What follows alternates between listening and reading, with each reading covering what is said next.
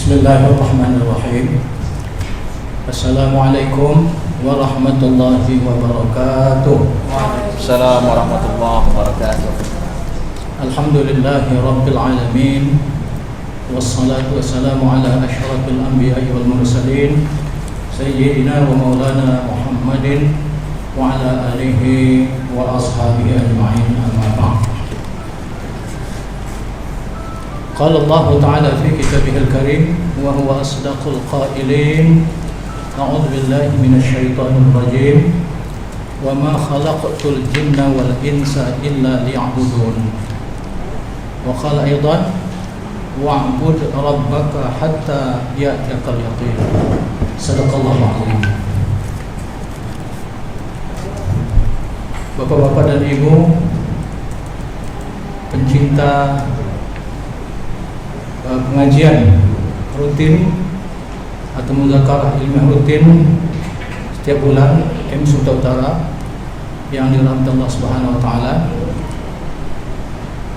Pertama sekali puja syukur kita sampaikan kepada Allah Subhanahu wa taala di mana kita baru saja selesai melaksanakan ibadah puasa Ramadan yang mungkin sampai sekarang ini masih terasa aromanya, aroma ibadah, aroma berbuka dan sebagainya.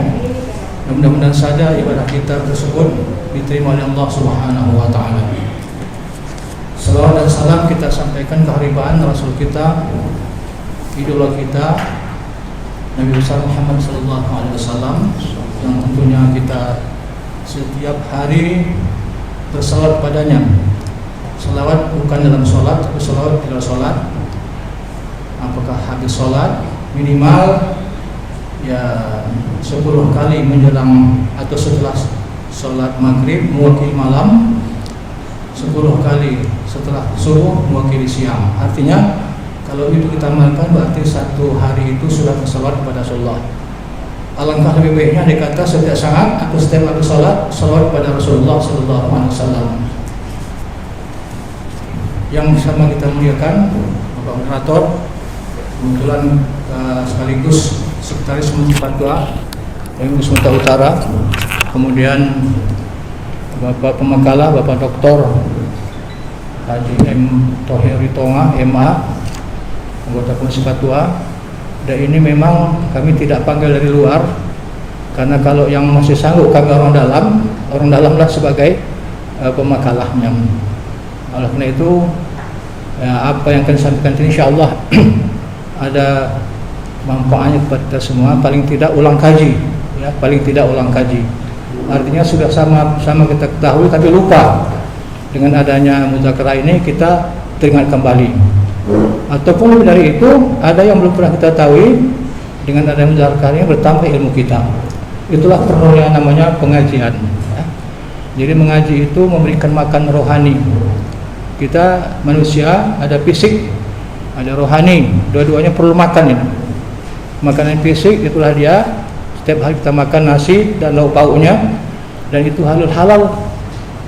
Kalau tidak halal, ya doa kita tidak akan diterima Allah SWT. Makanan rohani itulah ibadah.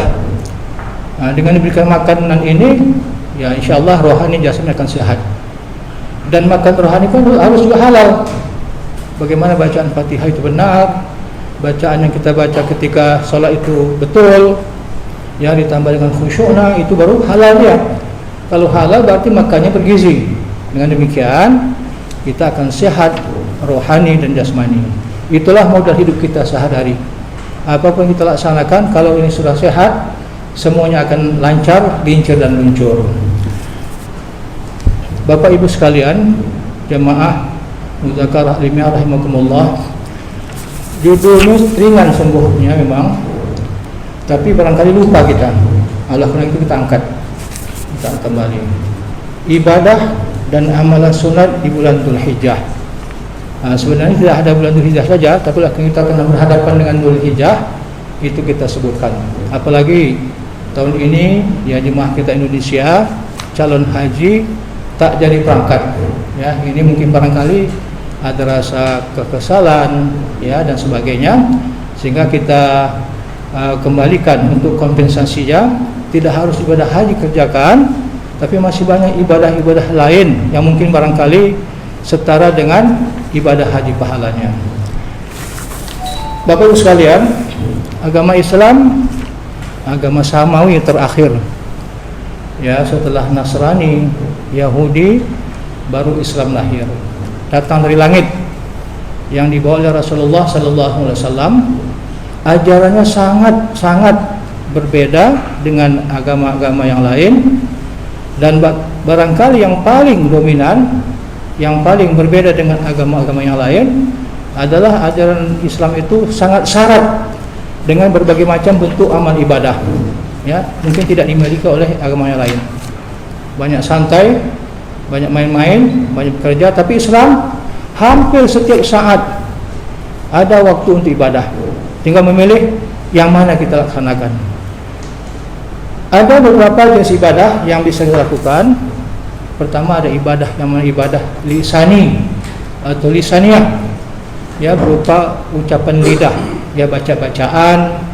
Ini mudah sekali ini, tidak ada modal, ya, modal dengkul, ya, modalnya hanya ilmu dengan kemauan dan ikhlas, ya, berzikir, membaca Al-Quran, ya. Ilmu harus ada, walaupun ibadah ini mudah, tapi harus pakai ilmu dan niatnya ikhlas, ya, membaca Al-Quran, ya, istighfar, salawat, ya, apapun namanya, memberikan nasihat kepada orang lain, itu ucapan lidah, itu ibadah. Gampang sekali laksanakan asalkan dengan ilmu dan niat yang ikhlas, dapat pahala dari Allah Subhanahu wa taala. Ada bentuk ibadah yang namanya ibadah maliyah, ya, bentuk harta. Nah, ini semua bisa dilaksanakan oleh kita umat Islam, yang kaya, yang miskin bisa. Yang kaya namanya zakat, ya, zakat itu kerjakan kalau sudah sampai, ya, nisab dan haul. Nah, ini ibadah maliyah. Jadi ibadah kita itu melalui harta. Infak, ya, orang-orang miskin, ekonomi menengah, tidak zakat, mungkin infak dia. Dan infak ini, ya, semampunya, tidak harus banyak, semampu kita, asalkan dengan ilmu dan niat ikhlas juga. Jadi tidak harus banyak harta baru infak. Ya, apalagi infak itu sangat banyak sekali manfaatnya. Di samping ibadah dapat pahala, tapi juga banyak hal-hal yang lain. Ada orang yang nggak bisa sembuh sakitnya, dibawa ke dokter kemana-mana, bahkan dokter spesialis, nggak sembuh juga dia.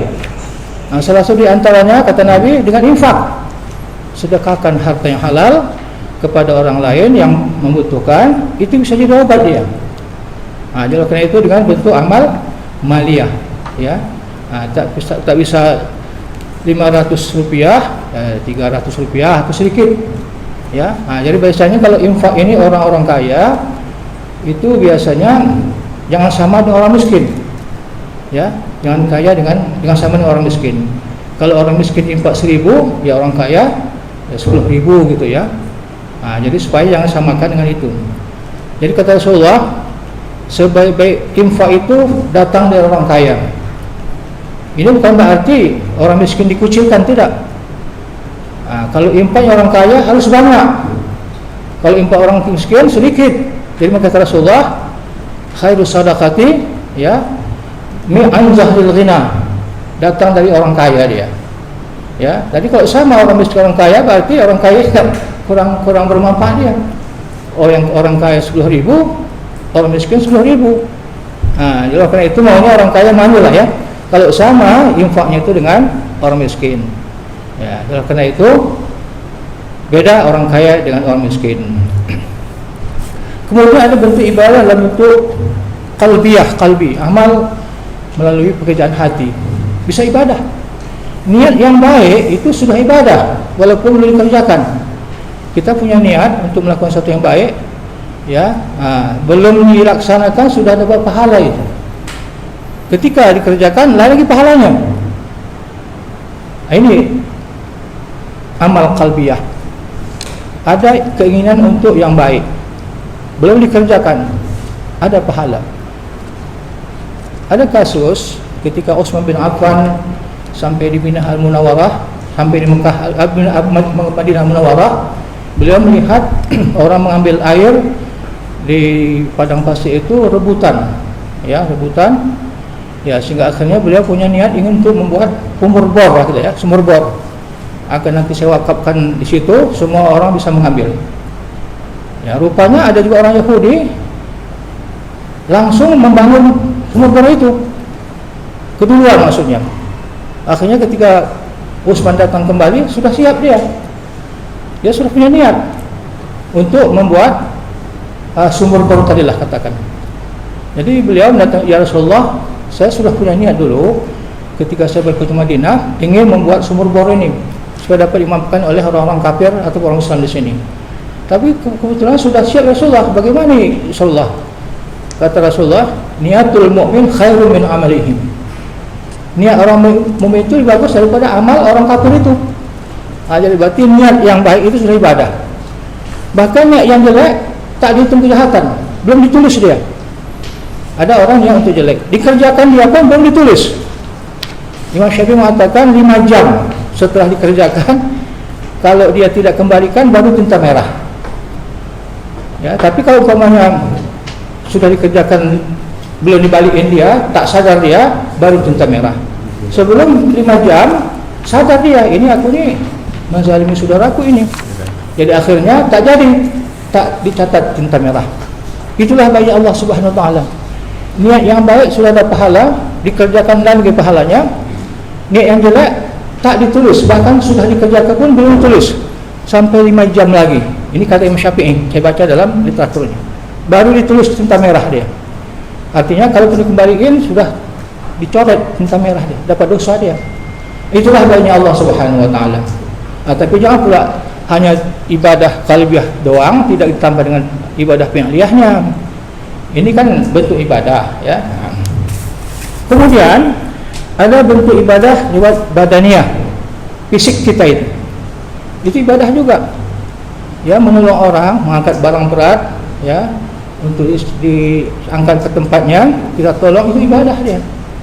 Jadi cukup banyak jenis ibadah yang tidak dimiliki oleh agama-agama yang lain. Yang paling penting gabungan di antara semuanya. Ada ibadah lisan di sana, ibadah qauliyah di sana ada, ibadah maliyah ada di sana, ibadah qalbiyah di sana, gabungan semuanya itu. Itulah ibadah solat. Kalau kita solat, semua sudah ada ibadah di sana itu. Kita membaca rukun qauli, ya baca Fatihah dan seterusnya, itu rukun qauli. Harus betul, harus halal dia, baru diterima Tuhan. Kalau enggak halal, bacaannya masih terbata-bata, tak belajar dia, kecuali sudah belajar masih seperti itu Allah maafkan itu. Ya, harus dengan ilmu ibadah itu. Ya, jadi namanya itu ibadah qauliyah, membaca. Baru dengan fi'liyah, itulah rukun fi'li. Ada berdiri, ada ruku, ada sujud dan seterusnya. Ya, termasuk badannya di situ, ibadah badaniyah. Termasuk di sana ibadah maliyah. Pakaian yang kita pakai, ya sejadah, ya telekung, itu kan semua harta. Ya, harus pakai itu. Sembahyang harus pakai pakaian kan. Itu harta. Baru ibadah qalbiyah. Itulah intinya. Khusyuk, mendapatkan khusyuk ketika sholat. Jadi gabungan seperti itu. Jadi makanya sholat itu ibadah yang paling tinggi dalam Islam, mengalahi ibadah haji. Ya, ibadah haji juga seperti itu. Tapi ibadah haji itu lebih dominan rukun fi'li di sana itu. Lebih banyak bergerak. Ya, sama rukun qalbi, niat. Sementara yang lain itu sunat. Ya, qauli itu sunat. Jadi lebih dominan. Kalau ini semuanya dominan dalam sholat tadi itu. Makanya orang tak bisa haji oleh karena kekurangan harta, jangan kecil hati. Sudah lengkap ibadah haji. Ya, 50 kali sehari semalam menjadi 5 kali. Ya, ini luar biasa ini perjuangan Rasulullah SAW. 50 kali menjadi 5 kali, sama pahalanya dengan 50 kali. Andaikan 50 kali kita sholat tak sempat bekerja bu, tak sempat kita ini muzakarah ilmiah, ya bekerja tak sempat, sebentar azan, ya bagilah 24 bagi 50 berapa menit, tidur tak sempat bu, ya. Jadi luar biasa jasa Rasulullah ini, yang 50 waktu itu menjadi 5 waktu tapi sama pahalanya. Ya, jadi kalau masih ada orang mau sholat malas-malas, ini tidak menghargai jasa Rasulullah SAW. Ini bu ya. Itulah Islam syarat penuh dengan ibadah yang tidak dimiliki oleh agama yang lain. Kemudian ada jenis ibadah, ini sudah tadi, dan ibadah ditinjau segi mengerjakannya. Kalau ibadah lisan tadi kapan saja boleh, di mana saja boleh, ya. Demikian juga ibadah dikerjakan hanya waktunya satu hari semalam, itu ibadah sholat, itu ibadah harian namanya. Kalau tadi ibadah setiap saat, ya, kapan sempat waktu kita ibadah, ya. Sedang naik kereta, naik mobil, subhanallah, subhanallah, subhanallah, sampai ke tempat, ya. Saya biasakan itu dari rumah ke kantor, saya baca ayat Quran yang hafal, ya, surat Tabarak, ya, Al-Waqiah, sampai kemarin kadang-kadang harus separuh. Jadi sebelum turun selesaikan dulu ibadah dia. Jadi bisa sambil bekerja, sambil berjalan, bisa ibadah. Asal jangan dalam WC aja, Bu, ya. Dalam WC tak boleh ada, Bu, ya. Di sana banyak setan dia. Allahumma inni a'udzubika minal khubuthi wal khaba'is. Jangan di sana pula sambil zikir, ya, sambil qada hajat. Ya, salah tempat itu, Bu, ya. Ada ibadah sifatnya mingguan, itulah salat Jumat. Ya, seminggu sekali kita salat Jumat bagi bapak-bapak dan juga boleh ibu-ibu. Ya, di Medan ini saya tahu ada 4 tempat masjid ada kaum ibu-ibu, ya. Di atas dia, di bawah. Dengan catatan tugas ibu sebagai ibu rumah tangga selesaikan dulu, masak selesaikan dulu. Nanti pulang bapaknya, pulang ibu masak, marah dia. Ibu, ya, boleh salat Jumat dan sah Jumatnya itu. Andai kata mau kita kerjakan. Tapi yang wajib bagi bapak-bapak kaum laki-laki. Ibu-ibu boleh. Andai kata tugasnya sebagai ibu sudah selesai laksanakan, lalu dia pergi ke masjid. Dan bapak juga tahu itu, ya, tahu. Yang tak boleh ibu beribadah itu puasa sunat. Kalau bapak tidak membolehkan, ya, puasa sunat. Harus bapak itu tahu kita itu sunat dan dia membolehkan itu, ya. Kemudian ada bentuk ibadah seminggu 2 kali. Puasa Senin Kemis, ya, itu 2 kali seminggu, ya. Jadi siapa yang ingin kerjakan itu, ada waktu sehat dan sebagainya. Ada orang puasa Kemis gara-gara sakit juga dia sakit gula, ini kata dokter harus jangan makan gula, ya, jaga makan. Jadi digabungkannya sekaligus dia puasa Senin Kemis menghindar sakit, boleh enggak itu? Ada ulama mengatakan tasyrikun niyah fil ibadah boleh sekaligus, tapi jangan dominan menghindari penyakit. Senin Kemis otomatis penyakit terhindar, ya. Kemudian ada puasa ibadah setiap bulan, ya, ada setiap bulan itu 3 hari puasa di hari Ayyamul Bayad, ya, 13, 14, 15 bulan Qamariyah. Itu 3 hari sebulan, tak bisa Senin Kemis, 3 hari sebulan pilih, ya. Orang tua seperti kita ini barangkali kalau sehat bisa diamalkan itu, Bu, ya. Puasa 3 hari setiap bulan, 13, 14 bulan Qamariyah, hari putih, karena hari itu sangat terang benderang, bulan gemerlapan pada malam hari. Kemudian ada ibadah yang kerjakan setahun sekali, ya. Termasuklah ibadah haji, puasa Arafah, ya, dan lain sebagainya. Setahun sekali. Ada ibadah seumur sekali, sekali seumur hidup, termasuk juga haji, ya.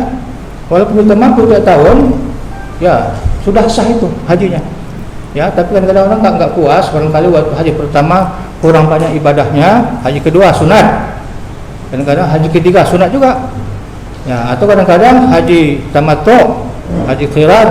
Jadi 3 macam haji itu laksanakannya boleh. Tapi kalau umpamanya sering kali 7 hari tiap kali, berpuluh kali, kalau saya sendiri kurang setuju itu. Karena haji yang kedua itu sunat, ketiga sunat, ya. Sementara sunat itu kan tidak wajib. Sementara tetangganya banyak orang-orang miskin yang perlu dibantu. Membantu orang miskin, apalagi keluarga, wajib. Jadi berarti wajib kita menolong orang-orang miskin daripada pergi haji. Itu menurut saya. Walaupun hak dia itu, ya.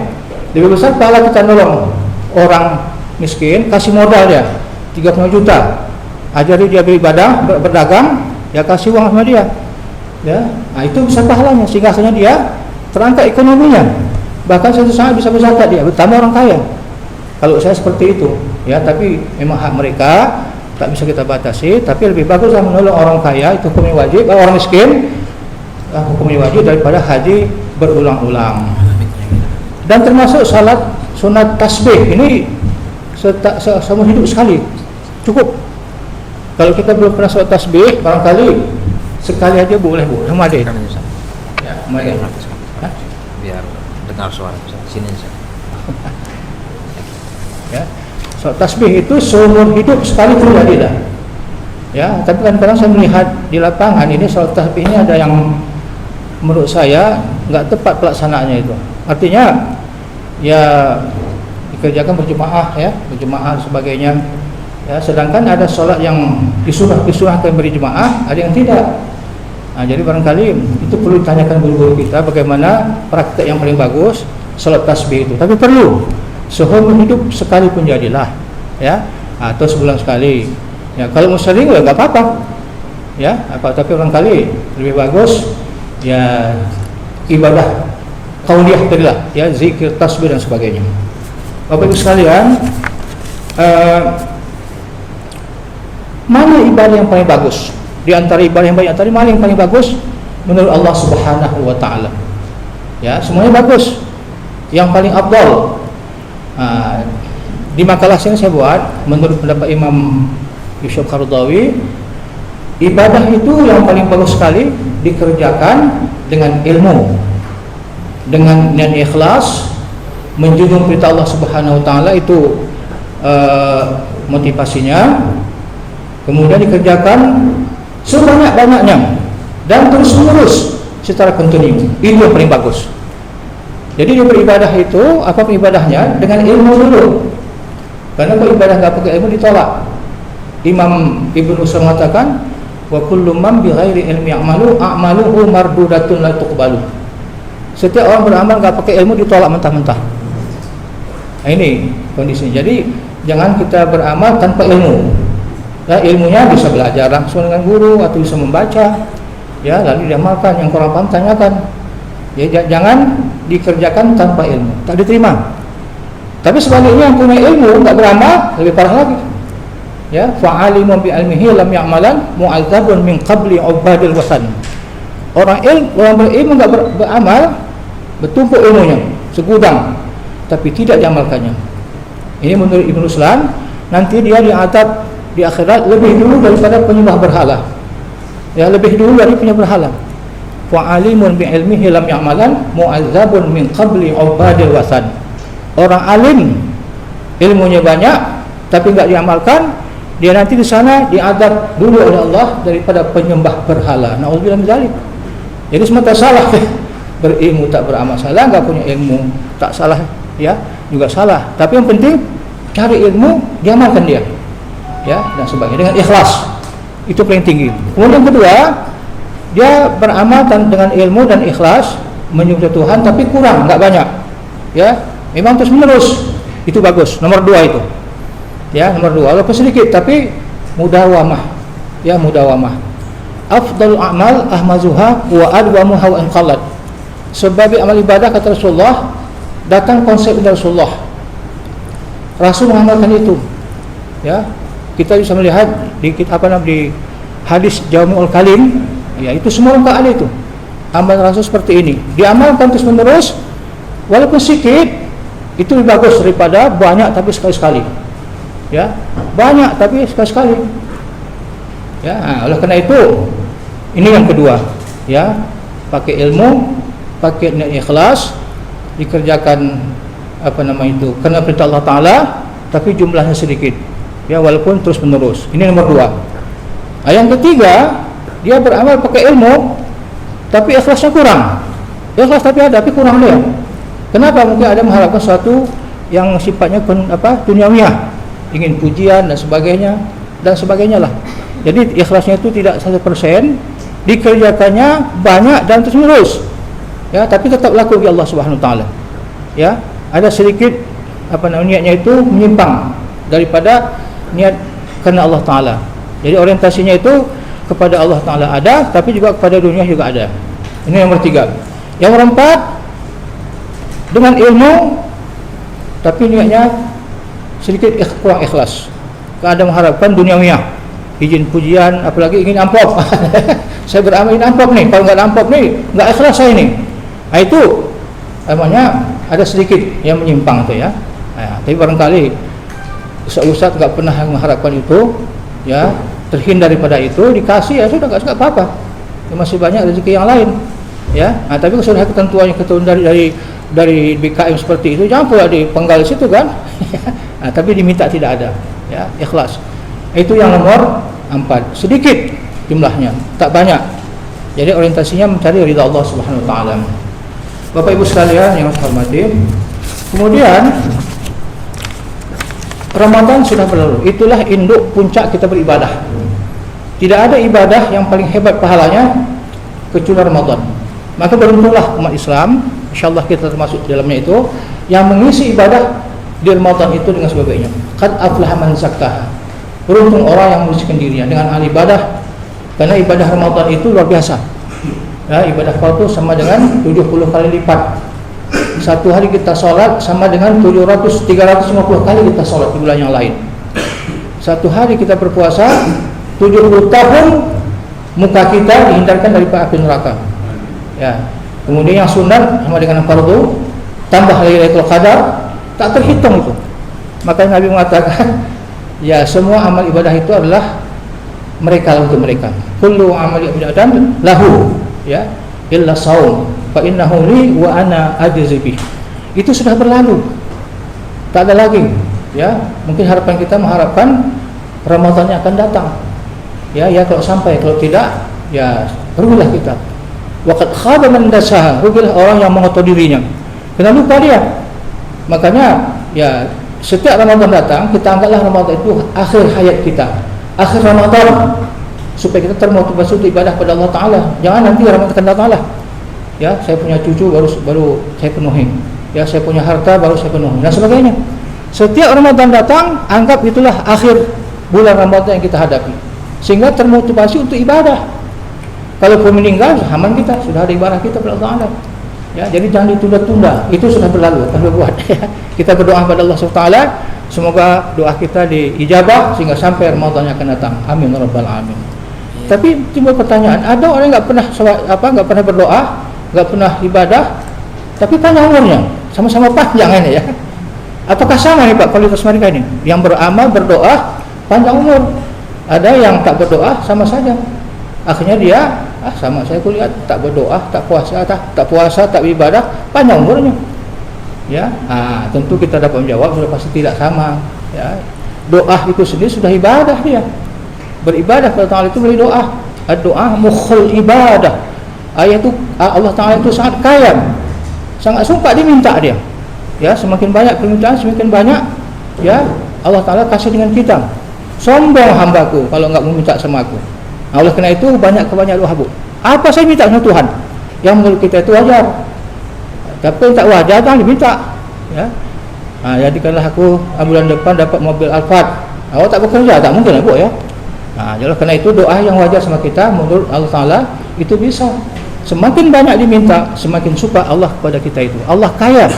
Makanya nanti di sini ada ibadah-ibadah yang setimpal dengan haji, ya. Simpel haji, tapi tidak haji dia, walaupun sedikit amalnya. Ya, dalam satu catatan bahwa kalau hadis itu mengatakan sangat mudah mengerjakan pahala yang besar, sangat besar, itu hadis dhaif. Walaupun itu enggak apa-apa. Ya, bagi Allah mudah itu. Inna dzalika 'alallahi yasir. Allah kaya sekali. Sedikit ibadahnya, tapi besar pahalanya bagi Allah Ta'ala gampang. Apalagi hadis yang kita baca di sini itu termasuk fadhailul amal. Hadis dhaif boleh diamalkan, silakan untuk beramal, ya. Oleh karena itu jangan kita terhalang gara-gara sedikit amalan tapi besar pahalanya, enggak beramal kita, amalkan saja, ya. Yang penting amalan lisan. Bapak Ibu sekalian yang dirahmati Allah Subhanahu wa taala, langsung saja ke ibadah-ibadah amalan sunnah yang dilaksanakan di Ramadan. Nanti akan disampaikan oleh Bapak Dr. Tahir Fitoma ini tentang masalah kurban. Panjang lebar Pak, ya, lengkap masalah kurban, ada semua tentang permasalahan kurban, ya. Bulan haji itu termasuk Syawal penuh, Dzulqa'dah penuh, kemudian Dzulhijjah sampai 10 Dzulhijjah, itulah bulan haji. banyak amalan yang bisa lakukan di sana. Ya, kalau kita sampai sudah di bulan haji, bulan Dzulhijjah, ya, amalan lisan bisa kerjakan banyak-banyak. Doa bisa kerjakan banyak-banyak. Doa silahul mu'min. Ini kita sedang masih dalam kondisi virus corona Pak ya.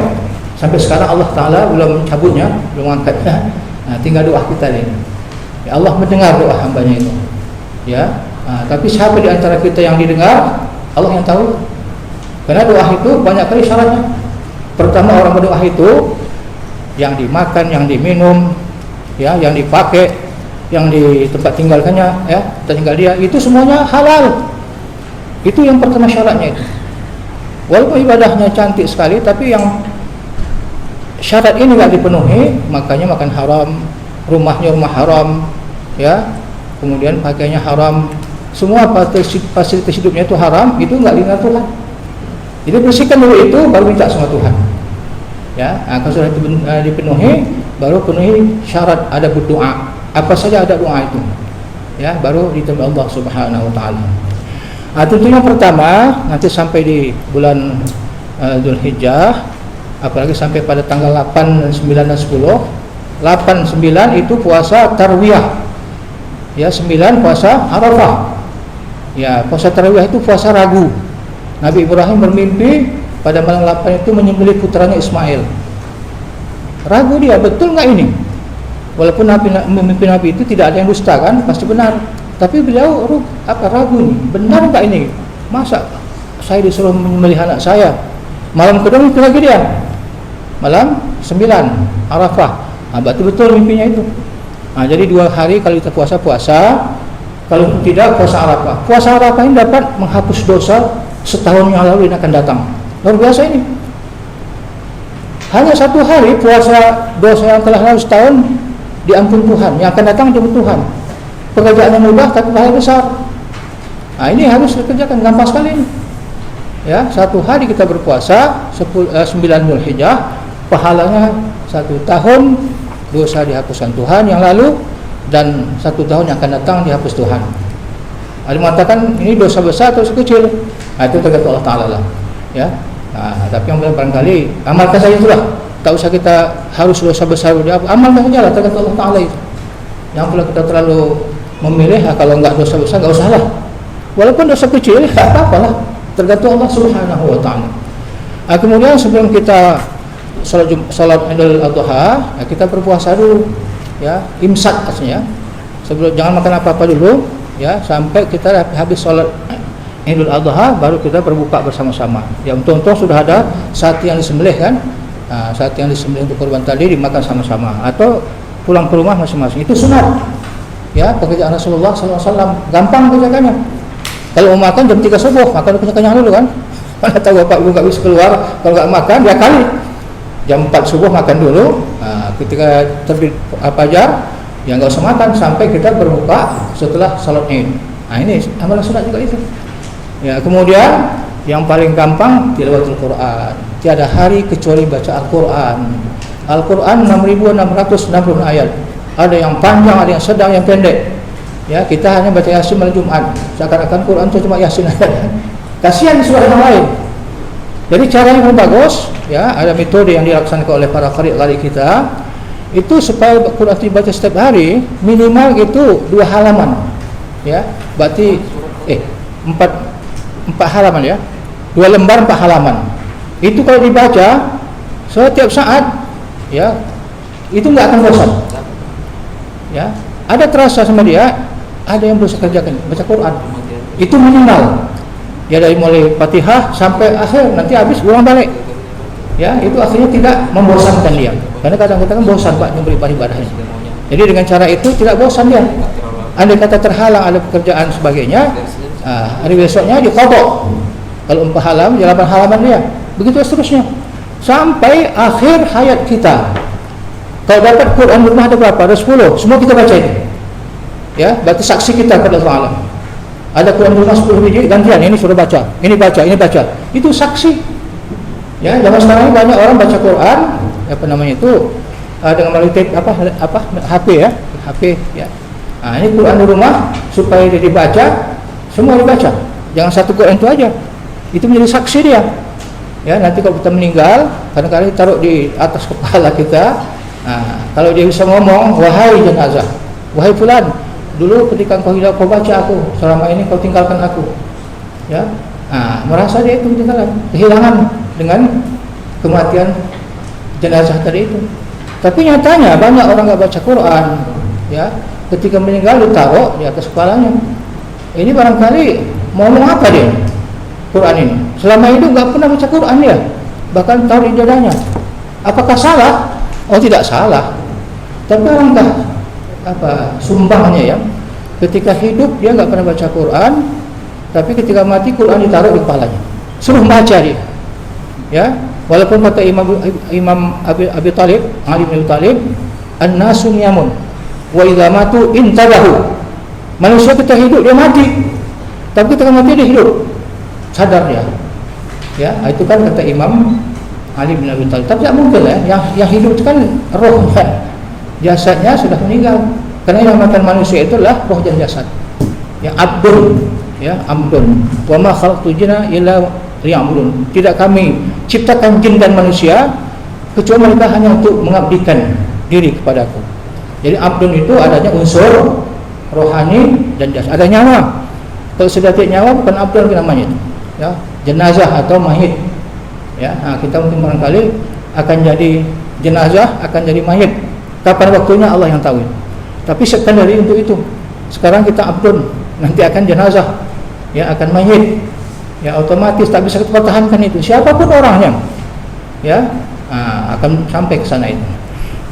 Kemudian ibadah yang lain, baca Quran, zikir, selawat. Selawat kita sekali kepada Rasulullah.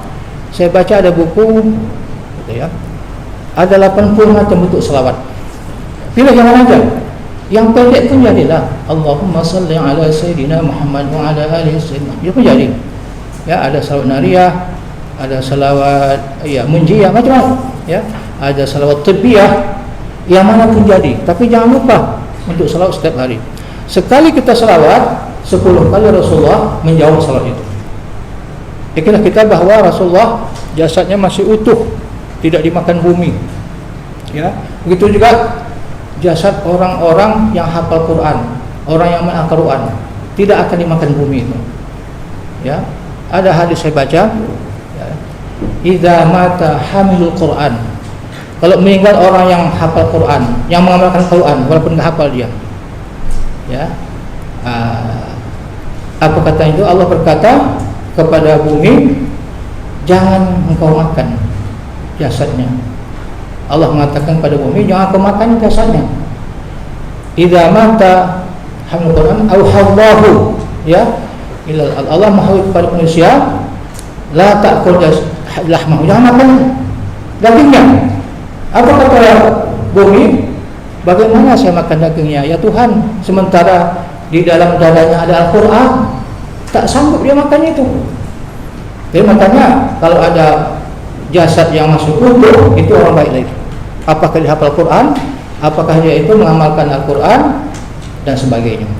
Jadi karena itu baca Quran ini amalan sehari-hari. Al-Quran asyai'ul makruh, sesuatu yang harus dibaca.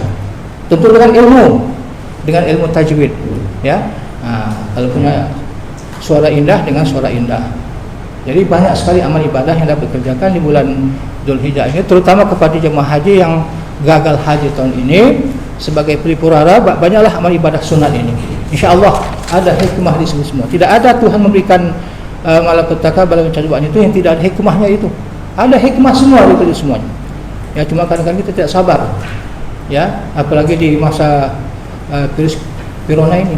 Jangan terlalu panik, takut sekali. Boleh takut tapi jangan terlalu panik. Ya.